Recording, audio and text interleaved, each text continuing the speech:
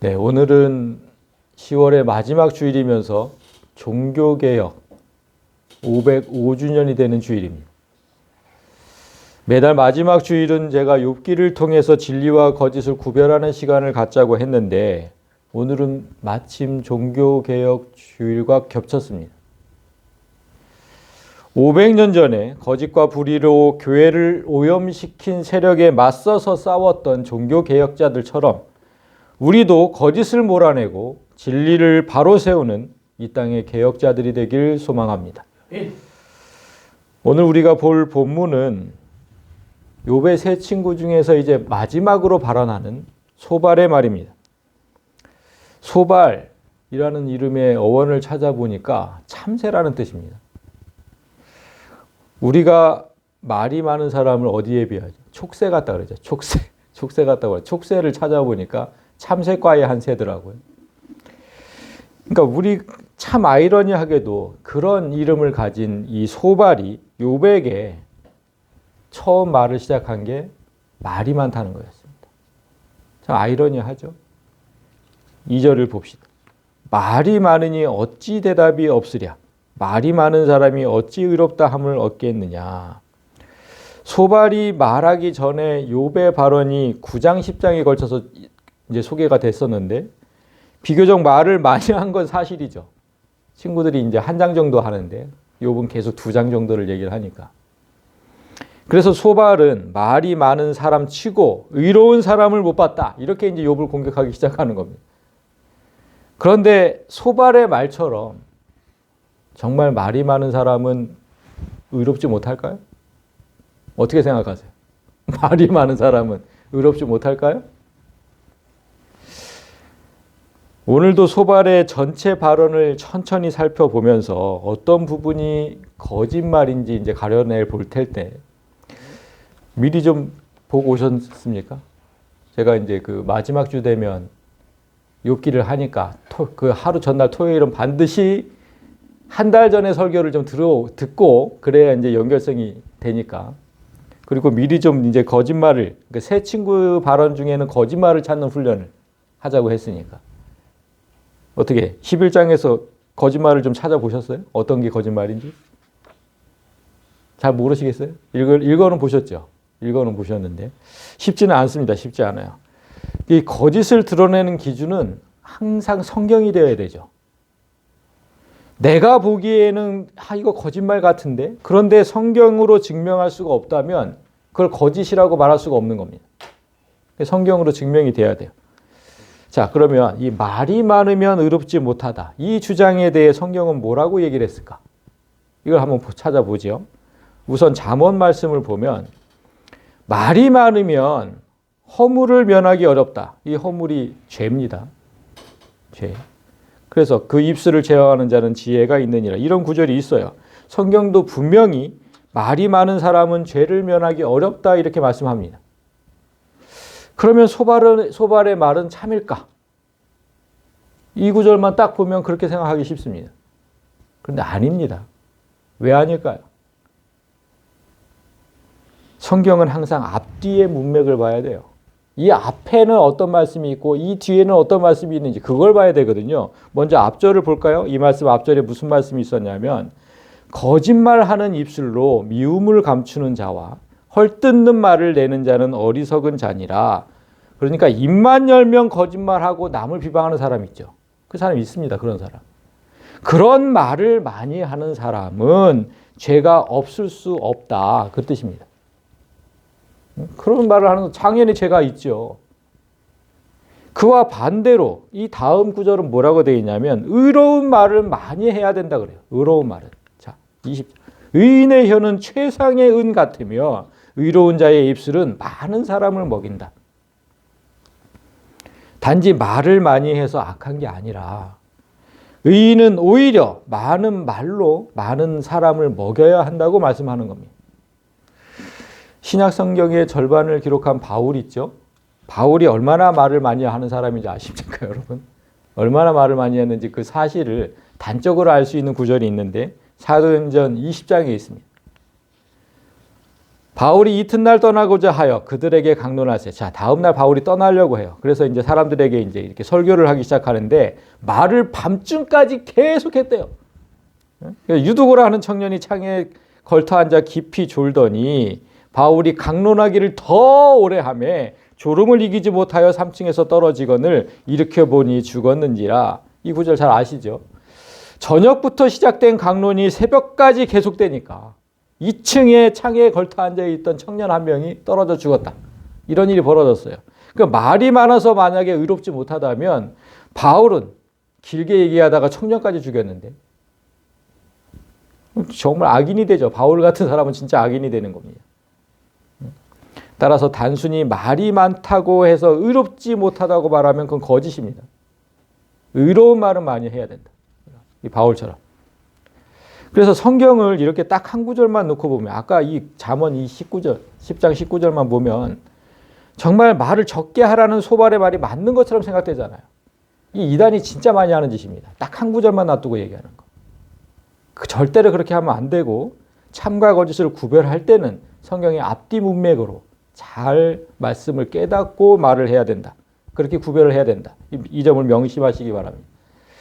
자, 첫 시작부터 이렇게 교묘하게 거짓을 내뱉은 소발이 또 어떤 거짓을 내뱉었는지 보겠습니다. 3절. 내 자랑하는 말이 어떻게 사람으로 잠잠하게 하겠으며 네가 비웃으면 어찌 너를 부끄럽게 할 사람이 없겠느냐. 여기서 자랑하는 말로 이제 번역을 해놨는데 원어로 보면 거짓말입니다. 거짓말. 근데 왜 자랑하는 말이라고 해놨는지 모르겠네. 그러니까 네 거짓말이 어떻게 사람으로 잠잠하게, 네가 그렇게 거짓말을 계속하고 있는데 내가 잠잠하겠느냐 이 뜻이잖아요. 그러니까 네가 비웃으면, 네가 그렇게 우리를 비웃는데 너를 부끄럽게 할 사람이 없을 것 같냐? 이런 뜻이거든요, 지금. 그러니까 소발은 지금 욥이 입만 열면 거짓을 말하고 친구들을 비방한다고 하는 겁니다. 이 말 지금 어디서 나왔어요? 방금 전에 지금 잠언에서 한 얘기잖아요. 거짓말하는 입술로 미움을 감추는 자, 헐뜯는 말을 내는 자는 어리석은 자냐. 그러니까 이 잠언 말씀을 그대로 지금 인용해서 하는 거예요. 똑같잖아요. 네 거짓말하는 말이, 네가 비방하는 말이, 네가 똑같은 거예요. 지금 똑같아요. 그러니까 우리가 명심해야 할 게 이겁니다. 성도를 무너뜨리려는 사탄은 항상 말씀을 사용한다는 거예요. 성경 구절을 가지고 얘기를 한다니까요. 그러면 꼼짝 못 하거든요. 하나님 말씀인데 꼼짝 못 하잖아요. 똑같이 말하잖아요. 지금 똑같이. 오늘날도 마찬가지거든요. 성경이 이렇게 말하고 있다. 성경이 이렇게 말하고 있다. 그러니까 이렇게 행하면 너는 죄인이 된다. 교회 강단마다 이런 선포가 곳곳에서 지금 이어지고 있어요. 그러니까 말씀의 참뜻을 모르면 사탄의 계략에 빠져서 넘어질 수밖에 없다. 제가 누누이 강조하고 있지 않습니까? 저번 주부터. 말씀의 참뜻을 알아야 된다. 오늘 사탄이 얼마나 많은 성경 말씀을 인용하면서 욥을 공격하는지 잘 보십시오. 우리도 단 한 구절도 대답하지 못할 거예요. 한번 보겠습니다. 네 말에 의하면 내 돈은 정결하고 나는 주께서 보시기에 깨끗하다 하는구나. 소발이 이제 세 번째로 지금 친구들 중에 마지막으로 발언하고 있는데 여태까지 쭉 들어보니까 그들의 이제 대화를 욥이 한 번 말하고 친구가 한 번 말하고 이렇게 했는데 쭉 들어보니까 가장 거슬렸던 게 두 가지가 있었던 거예요. 이 두 가지예요. 내 돈은 네가 지금 네 돈은 정결하다고 그렇게 얘기했냐? 그리고 두 번째, 나는 주께서 보시기 깨끗하다 이렇게 얘기했다. 그러니까 이 두 가지가 가장 거슬렸던 거예요. 그래서 지금 이제 시비를 거는 건데 첫째는 욥이 자신이 말하는 교리에 거짓이 없다고 말한 거. 이거 언제 얘기했냐면 6장을 잠시 보면 이때 얘기했죠. 너희는 돌이켜 행악자가 되지 말라. 아직도 나의 의가 건재하니 돌아오라. 그러니까 너희는 하나님에 대해서 잘못 말하는 행악자가 되지 말라는 거예요. 니들이 말하는 하나님 다 틀렸어. 그런 행악자가 되지 마라. 그리고 내가 말하는 하나님, 내 교리가 옳으니까. 그러니까 나한테 돌아와라. 이 뜻이거든요. 이게 그렇게 마음에 걸렸다는 거예요. 소발에. 우리가 말한 거 다 틀리고 네가 말한 게 맞다고? 이게 걸린 거예요. 하나님께 징계받아서 쫄딱 망한 놈이 계속 지가 옳다고 우기니까 진짜 보기가 싫은 거죠. 그리고 두 번째 거슬린 말 이거.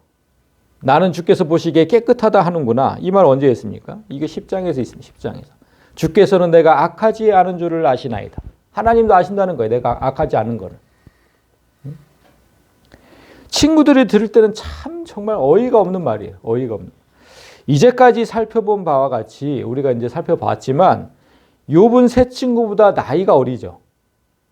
다 살펴봤잖아요. 나이는 어린데 그들보다 모든 면에서 뛰어났습니다.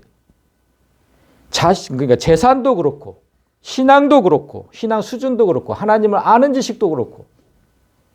그래서 이들은 항상 욥에게 배웠고 욥에게 의지하며 살았었다. 이렇게 이제 우리가 얘기를 했었는데, 그런데 지금은 상황이 완전히 역전된 상황이잖아요. 욥이 이토록 처참하게 하나님께 내쳐졌다면, 친구들은 그렇게 생각하는 거죠. 하나님께 내쳐졌다. 그랬다면 이제까지 살던 네 삶은 모두 거짓 아니냐? 우리를 속인 거 아니냐 네가?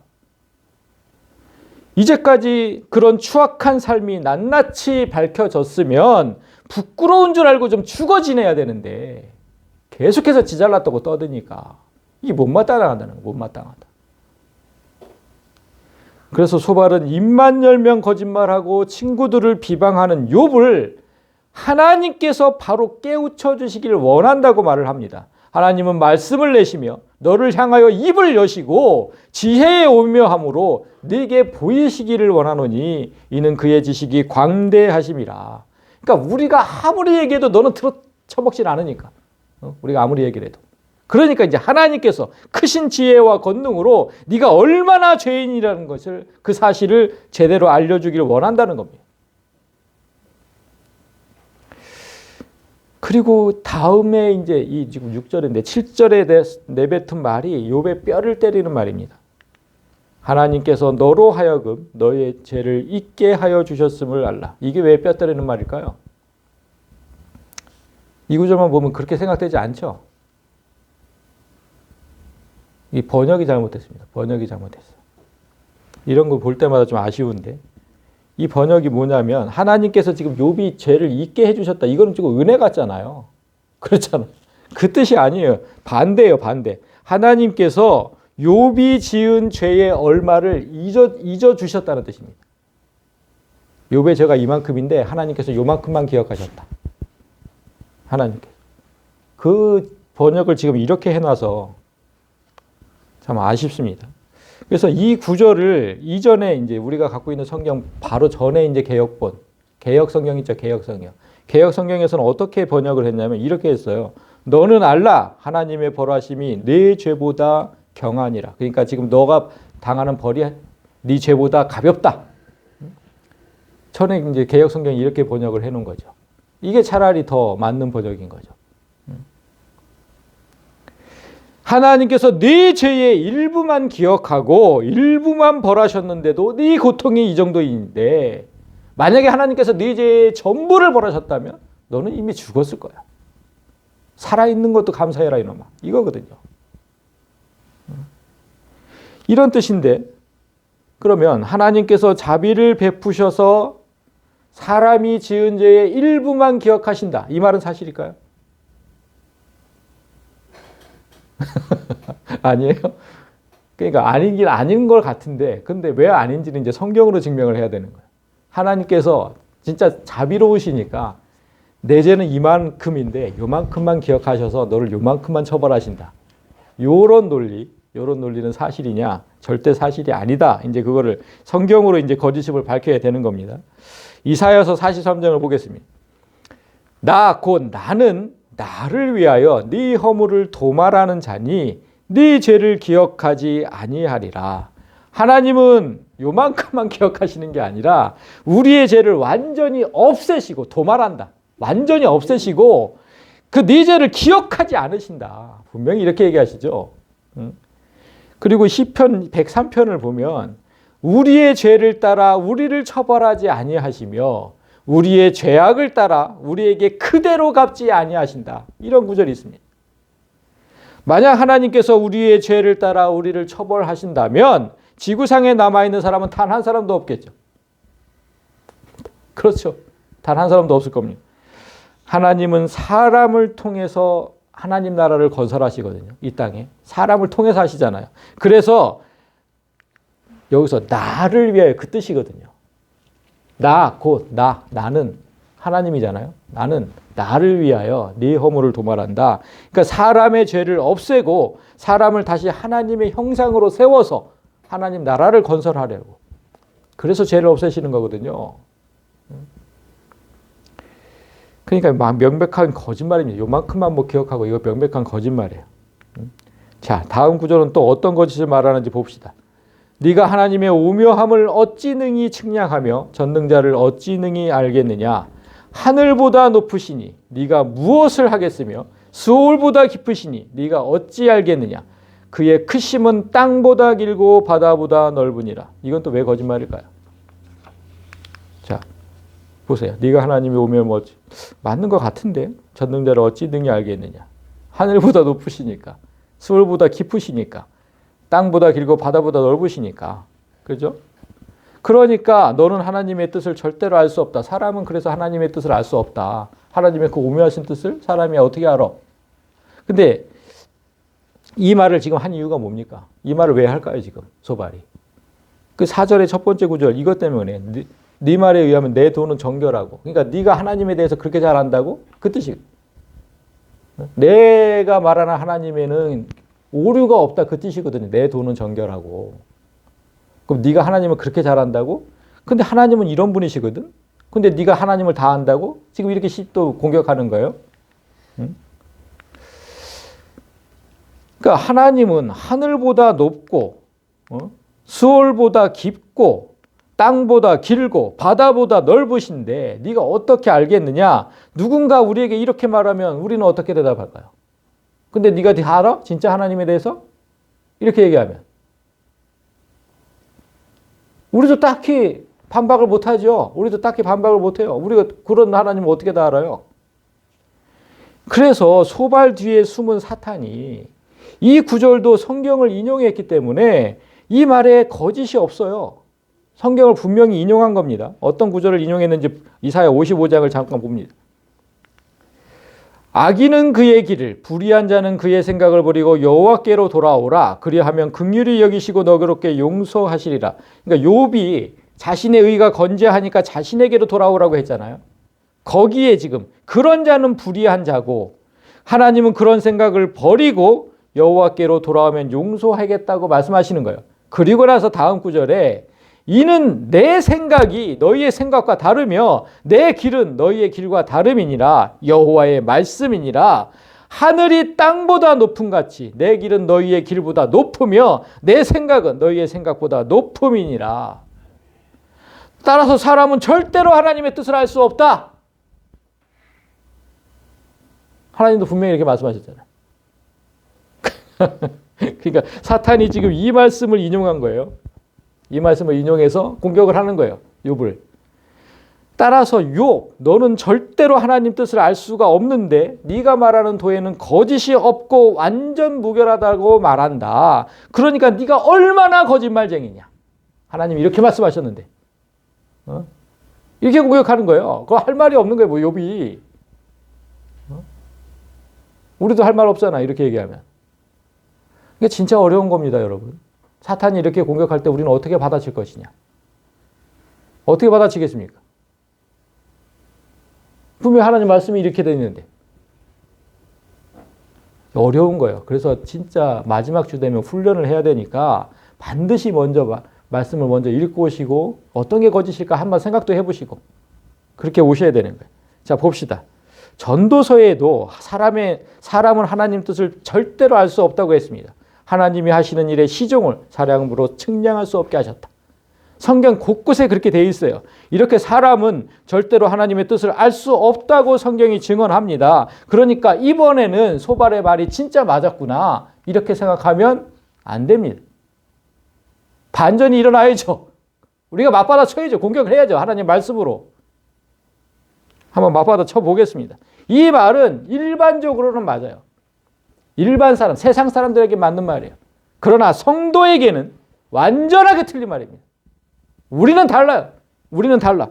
욥도 분명히 성도죠. 하나님을 섬기는 욥도 성도예요. 따라서 이번에도 거짓이라는 거예요. 그의 말이 왜 틀렸는지 성경을 통해 보겠습니다. 에베소서 1장에 있습니다. 17절 우리 주 예수 그리스도의 하나님 영광의 아버지께서 지혜와 계시의 영을 너희에게 주사 하나님을 알게 하시고 너희 마음의 눈을 밝히사 그의 부르심의 소망이 무엇인지 성도 안에서 그 기업의 영광의 풍성함이 무엇인지 그의 힘의 위력으로 역사하심을 따라 믿는 우리에게 베푸신 능력의 지극히 크심이 어떠한 것을 너희로 알게 하시기를 구하노라. 하나님은 우리가 하나님에 대해 다 알기를 원하신다는 거예요. 다 알기를 원하신다. 그래서 성령을 주시고 지혜와 성령, 계시의 영, 성령을 주시고 너희 마음의 눈을 밝히시고 타락한 인간은 하나님을 절대로 알 수 없어요. 그래서 세상 사람을 알지 못해요. 그러나 성령으로 다시 태어난 우리는 아니에요. 지금 우리한테 이런 얘기를 하면 거짓인 거예요. 반드시 하나님에 대해서 성령을 주시고 마음의 눈을 밝혀서 하나님을 알게 하신다. 소발은 지금 그리고 나서 또 뭐라고 얘기했습니까? 아까 하늘보다 이렇게 얘기했잖아요. 하늘보다 높으시니 네가 무엇을 알겠으며 수월보다 깊으시니 네가 어찌 알겠느냐. 뭐 그의 크심은 땅보다 길고 바다보다. 그러니까 하나님의 높이, 하나님의 깊이, 그 다음에 길이와 넓이를 말하면서 하나님의 뜻은 도저히 알 수가 없다 이렇게 얘기를 했는데 그 말도 성경이 완벽하게 반박합니다. 이번에는 에베소서 3장입니다. 하나님께서 그의 영광의 풍성함을 따라 그의 성령으로 말미암아 너희 속사람을 능력으로 강건하게 하시오며 믿음으로 말미암아 그리스도께서 너희 마음에 계시게 하시었고 능히 모든 성도와 함께 넘치는 성령의 지식으로 그 너비와 길이와 높이와 깊이가 어떠함을 깨닫게 하셨다. 정면으로 반박하지 않습니까 지금? 네 말 틀렸다. 너비, 길이, 높이, 깊이 다 알게 하셨다. 다 알게 하셨어. 하나님이 어떻게 높으시고 어떻게 깊으시고 다 알게 하셨다. 그래서 하나님의 모든 충만하신 것으로 너희에게 충만하게 하시기를 구한다. 그 하나님의 충만하신 모든 것을 우리에게도 똑같이. 인간은 절대로 하나님의 뜻을 알 수 없다. 성도에게 해당하는 말은 아니라는 겁니다. 우리에겐 하나님의 깊은 뜻을 알 수 있도록 말씀을 주셨고 여러분 갖고 계시잖아요. 성경. 그 말씀을 주셨고 그 말씀을 이해할 수 있도록 성령을 주셨습니다. 따라서 성경 말씀을 어설프게 인용해서 그래 공격하고 있잖아요. 지금. 아까 구약 말씀 계속 들이대면서 너희는 알 수 없다. 그렇게 어설프게 인용해서 우리를 공격하는 사탄과 맞서 싸우려면 성경의 정통한 말씀의 정통한 성도가 될 수밖에 없다. 그렇게 되어야만 싸울 수 있는 거예요. 우리 너무 게을렀다고 지금 좀 생각을 하셔야 돼요. 우리가 성경을 아는 일에 너무 게을렀다. 자, 그럼 또 다음 절은 이게 지금 그러니까 처음부터 끝까지 거짓인 거예요. 지금 이 소발의 말이. 다음 절은 또 어떤 거짓이 등장하는지 보겠습니다. 10절 하나님이 두루 다니시며 사람을 잡아 가두시고 재판을 여시면 누가 능히 막을 소냐. 이 말은 하나님께서 정식으로 재판을 열어서 욥의 죄를 심판하시면 지금 겪고 있는 재난보다 훨씬 더 중한 벌을 받게 될 것이라는 뜻입니다. 그 6절과 똑같은 말이에요. 이 말. 하나님의 벌하심이 내 죄보다 경하다.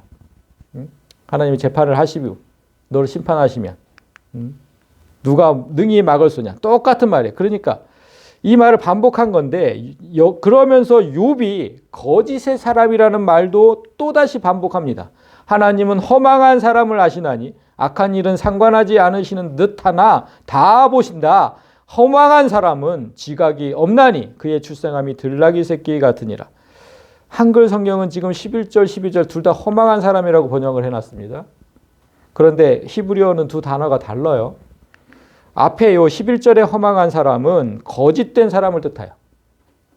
하나님은 거짓된 사람을 다 아신다. 이런 뜻이고 뒤에 허망은 속이 텅 비었다는 뜻입니다. 머릿속이 텅 비었다.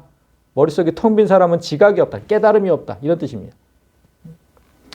그래서 욥 네가 얼마나 거짓된 사람인지 그리고 네가 얼마나 머리에 든 게 없는 사람인지 하나님께서 다 아신다는 거예요. 계속해서 공격하고 있는 거죠.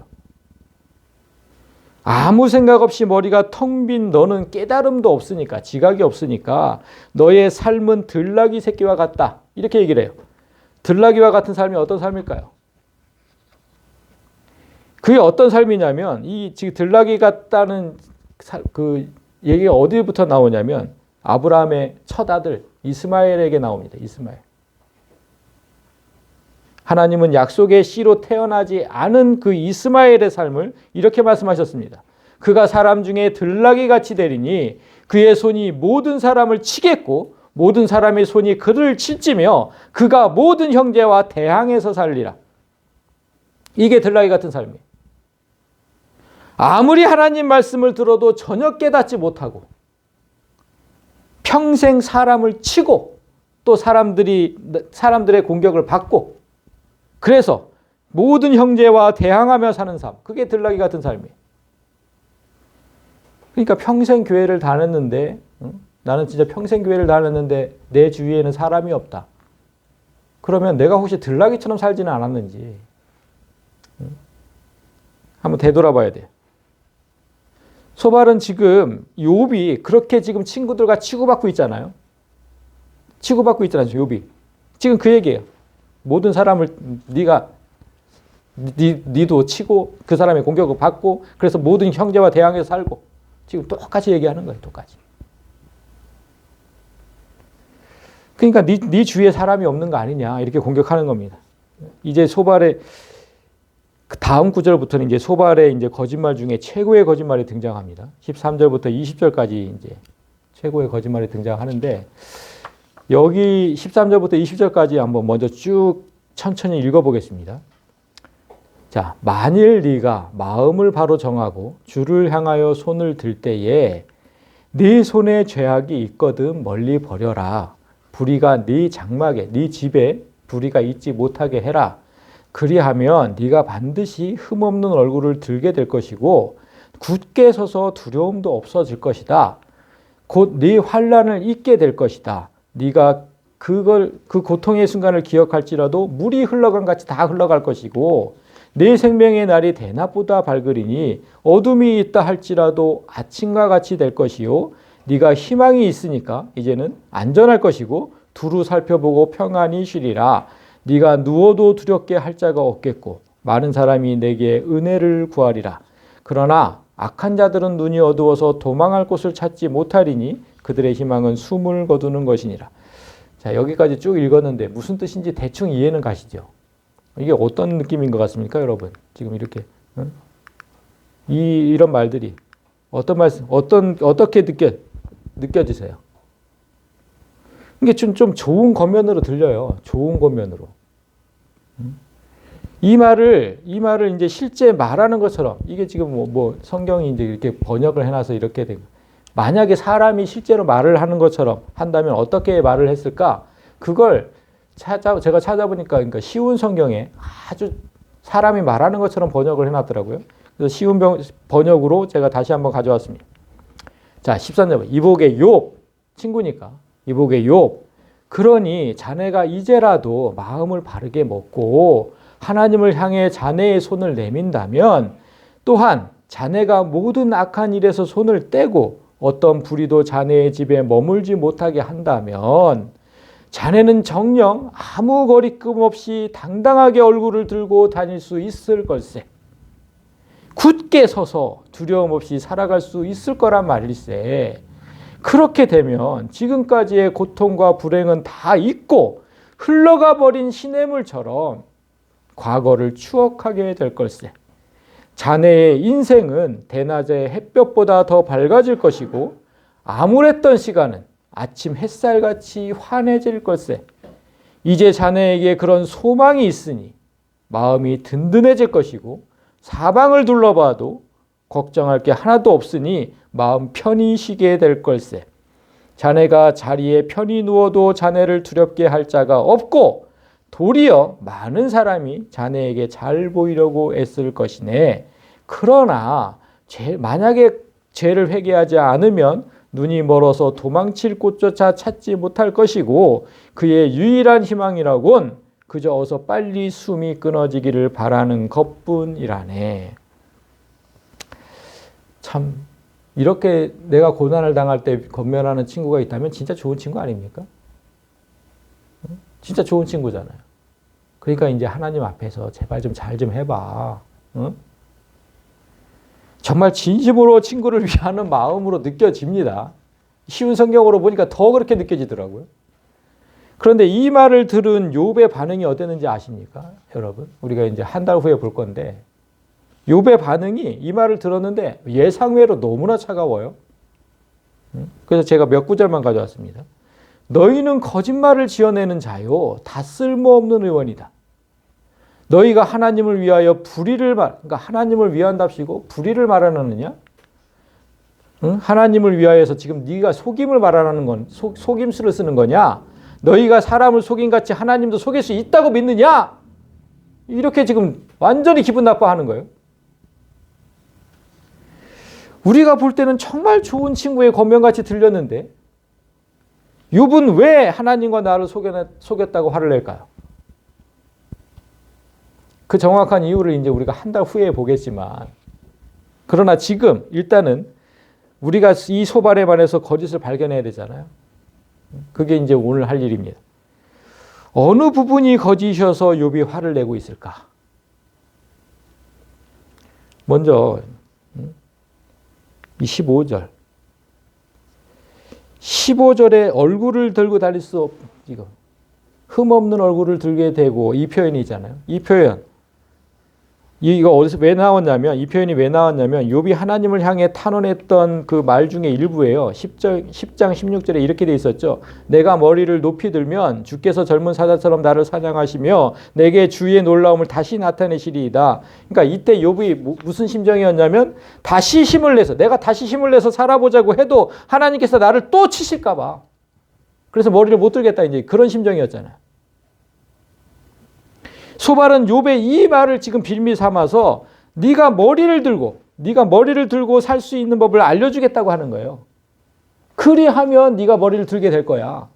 어떻게 하면? 어떻게 하면이 어디 있습니까? 이거 바로 전절에 있어요. 바로 전절에.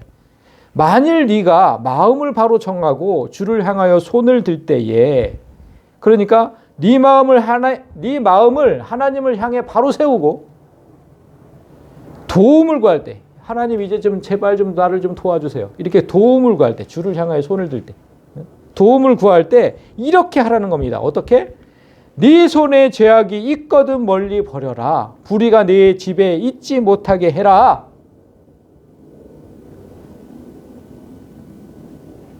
여러분, 이 주장 어디서 많이 들어본 주장 아닙니까? 어디서 들어봤어요? 이거 기억하셔야 되는데.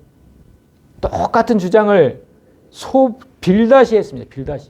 빌다시 2와 똑같은 주장을 했어요. 8장 5절에 보면 네가 만일 하나님을 찾으며 전능하신 이에게 간구하고 또 청결하고 정직하면 반드시 너를 돌보시고 네 의로운 처소를 평안하게 하실 것이라. 패턴까지 똑같습니다. 패턴까지. 하나님께 간구할 때. 자, 하나님을 찾으며 전능하신 이에게 간구하고, 그렇게 돼 있죠? 패턴이 똑같아요. 자, 우리가 주를 향하여 손을 들 때, 그러니까 간구할 때 뭐를 하라고? 손에 죄악이 있거든 버리고 불의가 내 장막에 있지 못하게 하고. 빌다도 똑같이 얘기했어요. 청결하고 정직하게. 하나님께 간구할 때. 그렇게 하면 이렇게 하실 것이다. 응? 여기도 그렇게 하면 이렇게 하실 것이다. 그리하면. 그러니까 지금 마귀가 욥의 귀에 대고 계속 속삭이는 거예요. 빌다도 그렇고 소발도 그렇고 뭘 속삭이는 거예요? 하나님께 죄의 문제를 가져가지 말고 그 전에 네 손에서 없애라는 거예요. 네 손에서 없애라. 하나님께 가기 전에 네가 먼저 좀 깨끗하게 하고 가야 될 거 아니냐. 하나님께 가기 전에. 지금 그 얘기를 하는 거예요. 넌 할 수 있다. 사탄이 지금 이 주장을 계속해서 얘기를 하는데, 제가 그때 빌다시 얘기할 때 분명히 말씀드렸어요. 이 주장 왜 한다고 했습니까? 빌다시 이 주장을 왜 한다고 했죠? 기억나시는 분 없으세요? 이거예요. 사탄의 가장 큰 목표가 그거라니까요. 사탄의 가장 큰 목표? 예수 그리스도를 부인하는 것. 그게 사탄의 일생일대의 가장 큰 목표예요. 예수를 부인하게 만드는 거. 자, 성경에 뭐라고 되어 있습니까? 예수께서 이르시되 내가 곧 길이요 진리요 생명이니 나로 말미암지 않고는 아버지께로 갈 자 아무도 없어요. 그리고 사도행전 4장에도 다른 이로서는 구원받을 수 없나니 천하 사람 중에 구원을 받을 만한 다른 이름을 우리에게 주신 일이 없음이라. 오직 예수로만 갈 수 있어요. 예수로만. 그래, 우리는 할 수 없어요. 오직 예수 그리스도만이 우리의 죄를 없앨 수 있다. 성경이 누누이 강조함에도 마귀는 끝까지 네가 할 수 있다고 얘기하는 거예요. 네가 할 수 있어. 하나님께 가기 전에 네가 먼저 해. 이렇게 얘기하는 거예요. 예수님은 우리 스스로 죄를 없앨 수 없어서 십자가에 달리신 거예요. 그것 때문에 달리신 거예요. 그런데 나 스스로 죄를 없앨 수 없다고 믿으면 그 순간 예수는 무용지물이 되는 거예요. 내 삶에 예수는 필요 없는 거예요, 이제. 내가 할 수 있는데 왜? 그런데 궁금한 거는요. 대체 사람이 어떻게 죄를 없앨 수 있다는 걸까요? 여러분.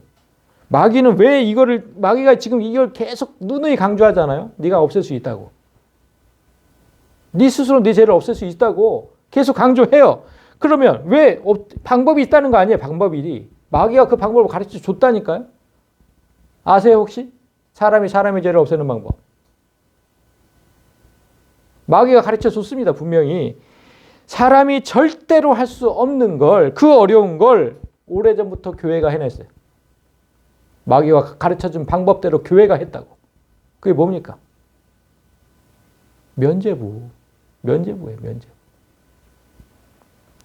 로마 가톨릭 교회는 면죄부를 만들어서 사람이 죄를 없애는 그 어려운 일을 마침내 해냅니다. 그러나 그 면죄부 때문에 505년 전 종교개혁이 일어난 거예요. 그 면죄부 때문에 일어난 거예요. 천주교는 지금 뭐라고 얘기를 하냐면 종교개혁 이후에 우리한테 이제 면죄부는 없다 이렇게 얘기를 합니다. 그 얄팍한 속임수입니다. 왜 그렇습니까? 지금도 사람 앞에서 죄를 구하면 사람이 죄를 사해주고 있잖아요. 그 종이 쪼가리만 없어졌을 뿐이지 그 얄팍한 속임수예요. 아직도 있는 겁니다. 면죄부가. 그들이 죄를 사할 수 있다고 주장하는 이유가 뭘까요? 사람의 죄를 너의 죄를 사하노라 이렇게 얘기할 수 있는 이유가 뭘까요? 베드로를 통한 말씀. 베드로를 통한 말씀? 내가 그거는 그렇다고 베드로가 죄를 사할 수 있는 권한을 주신 건 아니죠. 그건 아닙니다. 죄를 사할 수 있는 최종 권한은 하나님이시고 내 기도를 통해서 하나님께서 하신다는 거지. 베드로에게 열쇠를 주셨다는 얘기는 베드로가 한다는 얘기는 아니잖아요. 베드로가 하나님이 아니잖아요. 이거 진짜 착각하시면 안 돼요. 그들이 할 수 있다고 주장하는 이유는 따로 있는 게 아니에요. 그들의 수장인 교황이 하나님이기 때문에. 교황이 하나님이에요. 자, 교황이 왜 하나님인지 이제 보여드리겠습니다. 교황이 늘 앉는 자리예요. 지금 어디에 앉아 있는지 보이십니까? 크고 흰 보좌에 앉아 있습니다. 크고 흰 보좌. 이게 어디에, 이 자가 왜 여기에 앉아 있는지 자, 성경에 있습니다. 내가 크고 흰 보좌와 그 위에 앉으신 이를 보니 땅과 하늘이 그 앞에서 피하여 간 데 없더라. 심판주이신 하나님. 나중에 이제 이렇게 크고 흰 보좌에 앉아서 심판하실 것인데 거기에 지금 앉아 있는 거예요. 크고 흰 보좌에. 그리고 옆에 지금 천사상 보이죠? 날개 달린 천사상. 이거 왜 있을까요? 그룹입니다. 그룹. 이게 어디 있습니까? 이사야서에. 그룹 사이에 계신 이스라엘 하나님 만군의 여호와여 주는 천하 만국의 유일하신 하나님이라. 지가 하나님이라는 겁니다. 지금. 딱 그래서 하나님 자리에 앉아 있는 거예요. 그래서 천주교 백과사전이라는 게 있어요. 그 사전을 보면 여기에 앉은 자를 뭐라고 했는지 아십니까? 교황은 너무 이게 됐나? 자, 교황은 너무 존엄하고 높아서 단지 인간이 아니라 하나님과 같은 존재며 하나님의 대리자이다. 교황들은 이 지구상에서 전능한 하나님의 자리를 대신한다. 백과사전, 천주교 백과사전에 이렇게 되어 있습니다.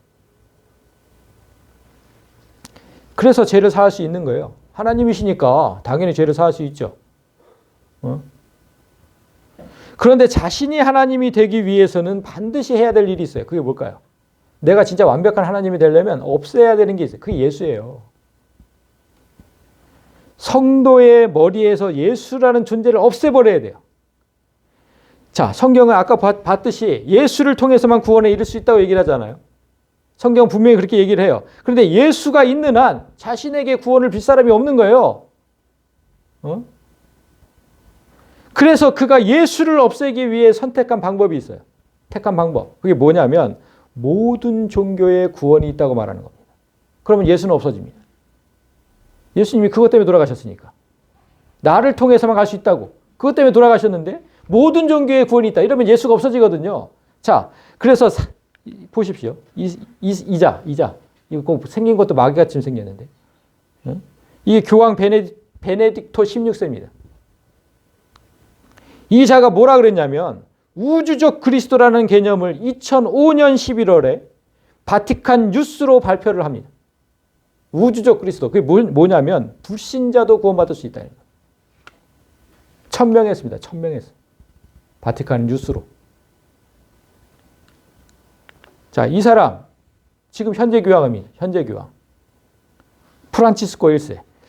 이 자도 이탈리아 신문에 기고문을 내고 하나님을 믿지 않는 사람들은 자신의 양심에 따라 구원에 이를 수 있다고 얘기를 했습니다.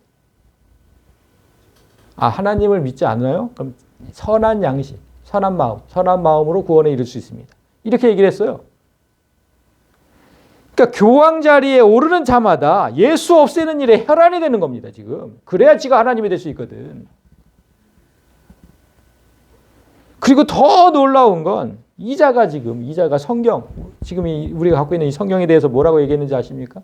진짜 놀랍습니다. 이걸 아는 사람이 별로 없는데. 자, 신문에 기고된 거, 영문 기사를 그대로 제가 발췌해 왔습니다. Pope Francis says, 그러니까 프란시스 교황이 말씀하시기를 The Bible is highly dangerous book. 성경은 매우 위험한 책이다. 매우 위험한 책이래요. 그래서 cancelled the Bible. 성경을 취소해야 돼. 성경을 없애야 된다. 지금의 성경을 없애야 된다. And is proposing. 그리고 새롭게 제안을 했습니다. 뭐라고 제안했냐면 The creation of new holy. 새로운 성경을 만들어야 된다. 교황이 한 말입니다. 이거 2020년 얼마 되지도 않았어요. 하나님 말씀인 성경을 내가 하나님이니까 내가 다시 쓰겠다는 거예요. 다시 쓰려는 목적이 뭡니까? 그 안에서 예수를 없애야 돼요. 응? 아까 그런 구절, 나를 통하지 않고는 하나님께 갈 수가 없는 그런 거 다 없애야 돼. 이게 로마 가톨릭의 실체예요, 여러분. 이게 로마 가톨릭이라고요, 지금. 그런데도 우리나라 개신교 대부분이 이들과 통합하지 못해서 안달이 났어요. 이거 같은 마귀 새끼들이죠. 교단 이름이 통합이어서 그런지 예장 통합이 제일 선봉장에서요. 자, 누군지 아시죠? 김사만 목사입니다. 세습 때문에 지금 시끄러운, 온 나라를 시끄럽게 한 김사만. 지금 뭐라고 하세요? 내 손 안에서 하나가 되게 하여라.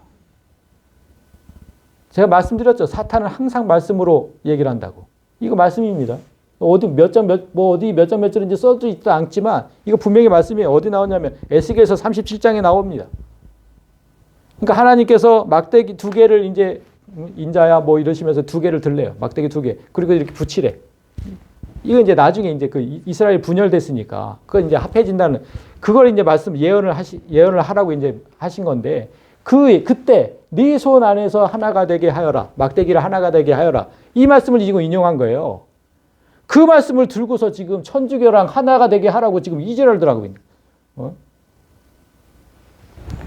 사탄은 말씀으로 공격을 합니다. 항상 말씀으로.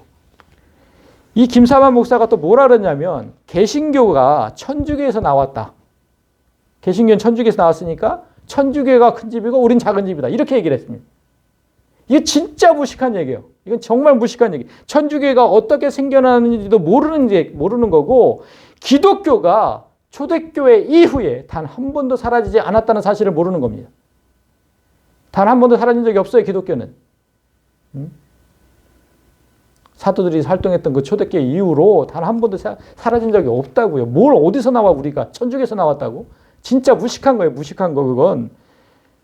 그래서 이들이 2014년에 뭔 짓을 했냐면 큰 집인 천주교와 신앙과 직제를 통합하자는 선언문을 만들고 선언했습니다. 서명을 했어요.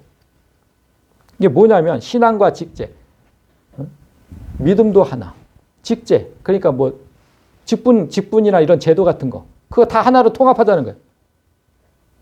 그러니까 이제 목사도 이제 사제가 될 판이고, 다 그렇게 될 판이에요. 그러니까 이제 개신교인들도 머지않아서 사람 앞에 죄를 고백하게 될 거고, 신앙을 통일했으니까. 그리고 묵주 아시죠? 걔네들이 들고 기도하는 묵주. 묵주를 들고 마리아에게 기도하게 될 것이고, 묵주의 대부분은 마리아한테 기도하는 겁니다, 그거. 그렇게 될 거예요. 그리고 목사는 신부라고 불리겠죠. 통일하니까 이제 신앙과 직제를 통일했으니까. 자, 여러분. 오늘 말씀드렸듯이 종교개혁 505주년을 맞는 주일이에요. 해마다 근데 제가 종교개혁 주일이 되면 지난 1년 전에도 이 말씀을 드렸어요. 할로윈데이. 1년 전 유튜브에 올려져 있으니까 한번 다시 보세요. 할로윈데이가 어떤 날인지. 이날 종교개혁 주일과 꼭 할로윈데이 축제가 맞물려서 해요. 10월의 마지막 날. 꼭 그거 맞물려서 한다고요. 그래, 지난밤에 어떤 뉴스가 나왔잖아요. 그 할로윈데이가 어떤 날인지도 모르고 즐기던 그 청년들이 압살을 당해서 너무 많은 청년들이 죽었어요. 할로윈이 귀신을 숭배하는 축제예요. 귀신을 숭배하는 축제. 그리고 그 할로윈이 이 로마 가톨릭 교회가 만든 만성절과 관련이 있습니다. 만성절이 없었다면 이 할로윈데이가 없었어요. 아직도 이 로마 가톨릭에서도 만성절을 지킨다니까요. 11월 1일 날. 그래서 만성절 전날, 이브날이에요. 할로윈데이가. 그들이 지금 오늘 수많은 청년을 죽게 했다는 사실을 인정할까요? 이 천주교가? 지들 때문에 오늘 150명이 죽은. 그런데 이들과 통합하지 못해서 안달난 우리는 또 뭡니까? 도대체. 500년 전 종교개혁자들은 내 목숨을 걸고 이들과 맞서 싸웠어요. 천주교하고. 그런데 우리도 마땅히 이들과 싸워야 되는데 이게 지금 뭐 할 짓입니까? 이게 지금의 기독교는 맞서 싸우기는커녕 그들에게 지금 통합하자고 구걸하고 있다니까. 통합하자고. 단언컨대 이들과의 통합은 적그리스도와의 통합입니다. 저는 진짜 단언할 수 있어요. 다행히 우리 교단은 아직까지는 이들과의 통합을 반대하고 있지만 정말 불행하게도 한 달 전 있었던 총회에서 이들과의 통합을 주장하는 사람이 부총회장에 당선됐어요. 그러면 그 사람이 내년에 이제 총회장이 돼요. 그러면 우리 교단도 어떻게 될지, 이 꼴이 될지도 몰라요. 우리도. 그런 사람을 총회장으로 뽑은 목사들도 한심할 뿐이고,